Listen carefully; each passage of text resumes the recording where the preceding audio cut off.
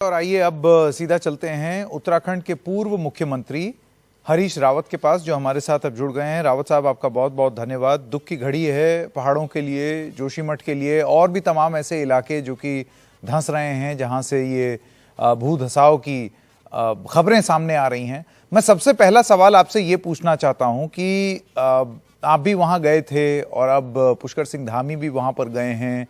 प्रशासन एक्शन में दिखता है, लेकिन जो कार्रवाई अभी हो रही है, आपके हिसाब से उसको आप किस तरीके से देखते हैं? संतोषजनक है? In fact, we all are very much worried.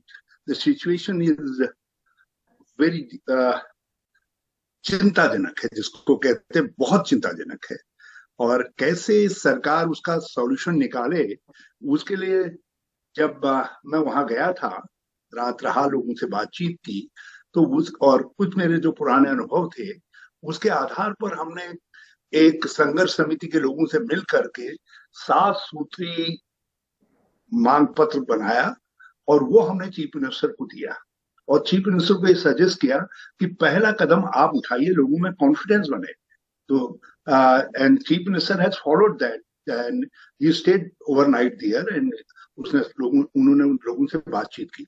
दूसरा हमने कहा उस समय, बल्कि वहां के उनके वहां के जो वर्तमान एमएलए हैं, उनसे मैंने बातचीत करके मैंने कहा, भाई जोशीमठ से कोई जाना नहीं चाहेगा, क्योंकि जोशीमठ की अपनी आध्यात्मिक, पौराणिक और सांस्कृतिक कई दृष्टिकोणों से बड़ा महत्व है। तो लोग मर जाना पसंद करेंगे, लेकिन जोशीमठ शब्द के नाम को अपने साथ जुड़ा देखना चाहेंगे।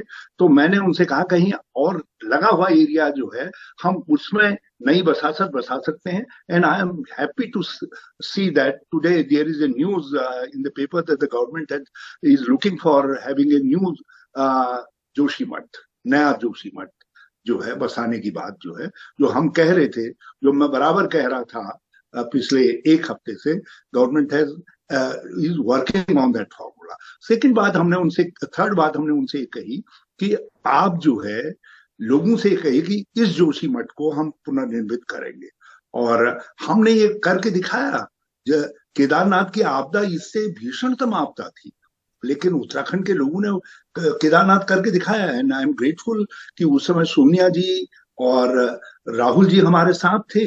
और आज भी मैंने, मुख्यमंत्री की स्थिति अच्छी है, उनकी लीडरशिप उनके साथ है, मोदी जी, अमित जी उनके साथ हैं।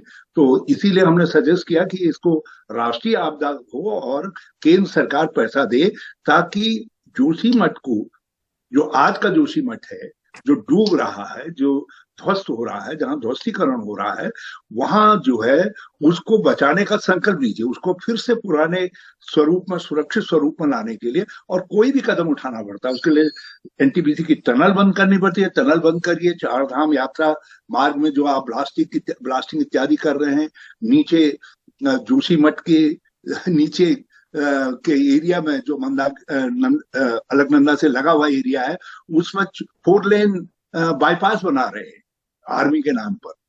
अब उससे स्थितियां और कंपाउंड होंगी। जोशीमठ जो है रहने बचने की कोई भी संभावना नहीं रह जाएगी। हमने कहा इन सब चीजों को आप छोड़िए। चलिए, ये जान के अच्छा लगा कि आपको वो कार्रवाई अब जो हो रही है वो संतोषजनक लग रही है, सुझावों पर काम होता हुआ दिख रहा है, तो ये एक अच्छी बात है। लेकिन देखिए, लैंड सब्सिडेंस यानी कि भू धसाव जो है, वो कोई एक पहाड़ों में खास तौर से एक प्राकृतिक प्रक्रिया की तरह भी देखा जाता है कि कच्चे पहाड़ हैं, हिलते रहते हैं, लेकिन बहुत सारे मैन मेड कारण भी वहां पर बताए जा रहे हैं। जैसे कि एनटीपीसी की टनल के बारे में बात किया जा रहा है, आधिकारिक रूप से इसकी पुष्टि नहीं हुई है। इसके अलावा सड़क का चौड़ीकरण, उसके बारे में भी बहुत सारे लोगों का उन्होंने जिक्र किया है, वहां पर जो स्थानीय लोग हैं जो विरोध प्रदर्शन कर रहे हैं, और भी तमाम बातें लोगों ने बताई हैं। ऐसे में आपको लगता है कि ये सिर्फ एक सरकार पर जिम्मेदारी मढ़ देना ठीक रहेगा? क्योंकि ऐसा तो है नहीं कि ये जो योजनाएं हैं, परियोजनाएं हैं, ये सारी प्रक्रिया जो है वो कुछ सालों में पहले ही शुरू हुई है। ये सारी चीजें तो तमाम सरकारों ने उसकी इजाजत दी होने के लिए। बिल्कुल आपने सही फरमाया, और मैं इस बात को, ये सब ने स्थिति की गंभीरता को देखा, किसी ने समझा भी, कुछ उपाय किए।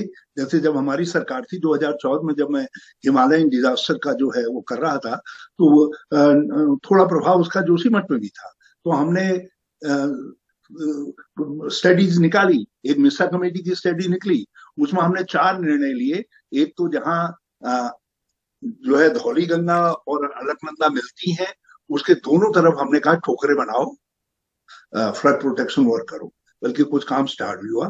दूसरा हमने कहा ड्रेनेज सिस्टम जो है पीडब्ल्यू को सौंपो और पूरा एक साउंड ड्रेनेज सिस्टम यहाँ तैयार करो। और सीवर लाइन के लिए हमने कहा आप जल निगम को काम दो, और उसका निर्णय किया। और साथ साथ हमने वेस्ट डिस्पोजल के लिए नगर पालिका को जिम्मेदार बनाया।